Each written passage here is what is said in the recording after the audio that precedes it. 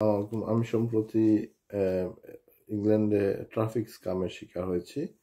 ঘটনাটা সংক্ষেপে বলি। আমি প্রায় 2 সপ্তাহের উপরে ইটালি এবং সৌদি আরবে সফরে ছিলাম। তো সৌদি এবং ইটালি থেকে সফর শেষ করে বাসায় ফিরে দুটি পিসিএন বা ট্রাফিক নোটিশ পেলাম আর কি। এবং দুটি নোটিশই হচ্ছে লন্ডনের। একটি হচ্ছে লন্ডন ব্র্যান্ড কাউন্সিল, একটা হচ্ছে নিউহাম কাউন্সিল। একটা পুলিশ থেকে এবং একটা কাউন্সিল থেকে দুটি নোটিশ এসেছে আমার নামে। এবং একটাতে বলা হচ্ছে যে আমি জুলাই 26 তারিখে লন্ডনের কোনো এক রাস্তায় আমি স্পিডিং করেছি, এবং আরেকটাতে বলা হচ্ছে জুলাই 27 তারিখে আমি লন্ডনের কোনো একটা রাস্তায় বাস লেন কন্ট্রাভেনশন বা এই জাতীয় কিছু একটা করেছি। তো এখন ব্যাপারটা হচ্ছে যেটা, যে এই দুইটা চিঠি হচ্ছে ভুয়া বা ফেক। এই কারণে যে জুলাই 26 এবং 27 তারিখ এই দুই দিনই আমি লন্ডন থেকে প্রায় 250 মাইল দূরে আমার নিজের শহর লিডসে আমি অবস্থান করছিলাম, এবং আমার গাড়ি আমার সাথেই ছিল। এই সময়ের মধ্যে আমি লিডসের বাইরে কোথাও যাই নাই। সুতরাং আমি 100% শিওর যে এই দুইটা চিঠি, এই দুইটা নোটিশ, যে ট্রাফিক নোটিশ, দুইটাই ভুয়া। কিন্তু এই ভুয়া নোটিশ কেন আসলো, এটা তদন্ত করতে গিয়ে আমি আরো শকড হয়ে গেলাম, আরো অবাক হলাম। এই কারণে যে আমি আবিষ্কার করলাম কে বা কারা আমার গাড়ি ক্লোন করেছে। ক্লোন করা হচ্ছে এইটা আর কি, যে আমার মডেলের গাড়ি পিছনে আমার নাম্বার প্লেট, হুবহু নাম্বার প্লেট লাগিয়ে লন্ডন জুড়ে ঘুরে বেড়াচ্ছে।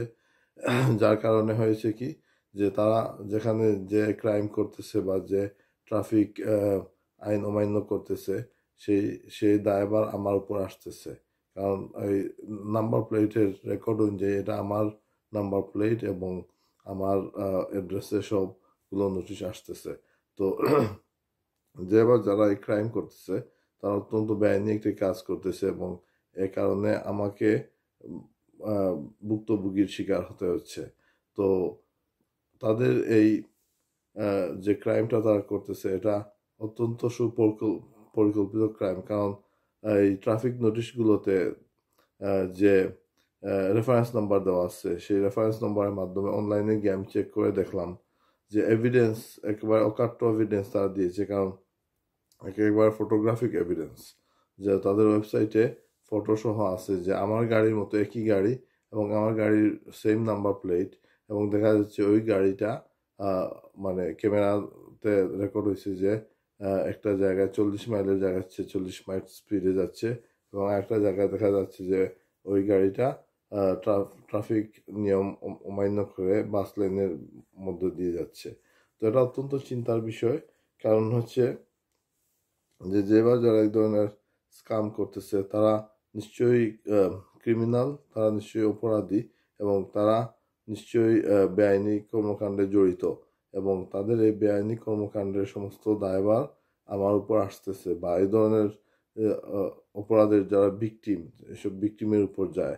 সুতরাং এই ব্যাপারে আমি বাংলাদেশি কমিউনিটি সহ সকল কমিউনিটির মানুষকে সাবধান হওয়া, সতর্ক থাকার অনুরোধ করতেছি, এবং এই ধরনের কোনো ঘটনা ঘটলে সাথে সাথে পুলিশকে জানানো এবং ডিভিএল কে জানানো জরুরি মনে করতেছি। আমি অলরেডি এই দুইটা নোটিশই আমি অনলাইনে চ্যালেঞ্জ করেছি, এবং বলেছি যে এই সময় আমি লিডসের বাইরে লন্ডন যাই নাই, আমি লিডসে ছিলাম, এবং এটা নিশ্চয়ই একটা স্ক্যাম হবে, এটা আমি তাদেরকে বলেছি। এখনো কোনো রিপ্লাই পাই নাই, এবং আমি ওয়েস্ট ইয়র্কশায়ার পুলিশকেও জানিয়েছি, এবং সম্ভবত আমার লন্ডন পুলিশকে জানানো জরুরি, যেটা আমি এখনো করতে পারিনি। ইনশাল্লাহ আমি অদূর ভবিষ্যতে করব। তো এই হচ্ছে সংক্ষিপ্ত আপডেট, এবং এই হচ্ছে তাদের নোটিশ। এই হচ্ছে একটা নোটিশ, এবং এখানে হচ্ছে আরেকটা নোটিশ। এই দুইটা নোটিশে একবার হুবহু আসল নোটিশগুলাই আসল, কিন্তু নোটিশের ঘোষণাগুলা নকল। কারণ যেহেতু এটা কাউন্সিলের বা রাস্তার ক্যামেরা থেকে রেকর্ড করা হয়েছে, কিন্তু যারা এটা করছে সেটা যে আমার গাড়ির নকল করছে, আমার গাড়ির নাম্বার প্লেট নকল করছে, যার কারণে নোটিশগুলো আমার কাছে আসতেছে। তো এটা অত্যন্ত চিন্তার বিষয়, এবং এই ধরনের স্ক্যাম থেকে বেঁচে থাকার জন্য আমি সবাইকে সতর্ক থাকার আহ্বান জানাচ্ছি। ধন্যবাদ সবাইকে। আসসালামু আলাইকুম।